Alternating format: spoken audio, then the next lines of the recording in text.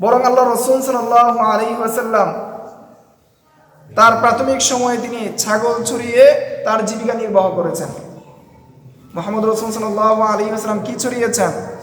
ছাগল চড়িয়েছেন। অধিকাংশ নবীদের দ্বারা আল্লাহ তাআলা ছাগল চড়ানোর কাজ নিয়েছেন যাতে করে তাদের মধ্যে ধৈর্য আসে। কি আসে?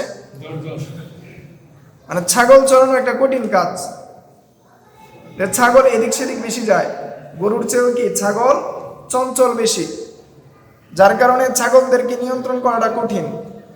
এই জন্য মুহাম্মদুর রাসূল সাল্লাল্লাহু আলাইহি ওয়াসাল্লাম সহ পৃথিবীর মধ্যে যত নবী রাসূল এসেছেন তাদের উল্লেখযোগ্য একটি সংখ্যক নবীদেরকে আল্লাহ তাআলা প্রশিক্ষণ দিয়েছেন ছাগল চড়ানোর মাধ্যমে, যাতে করে উম্মত বহুবিধ নানান কথা, নানান কষ্টের কথা, নানানভাবে উম্মত নবীদেরকে কষ্ট দিবে, ওই কষ্টের সময় যাতে করে নবীরা তাদের দাওয়াত থেকে ফিরে না আসে, বরং তাদের দাওয়াতে অব্যাহত থাকে, সেই জন্য আল্লাহ তাআলা ছাগল চড়ানোর মাধ্যমে তাদেরকে কি দিয়েছেন?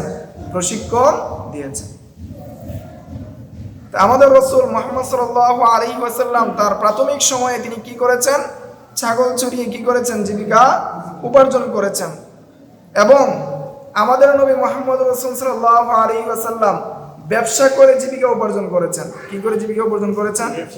ব্যবসা করে জীবিকা উপার্জন করেছেন। যিনি এই দুনিয়ার বা এই বিশ্বের সর্বশ্রেষ্ঠ মাখলুক, সর্বশ্রেষ্ঠ নবী, তিনি কি করেছেন? তার নিজ হস্তে এবং ব্যবসার মাধ্যমে জীবিকা উপার্জন করেছেন।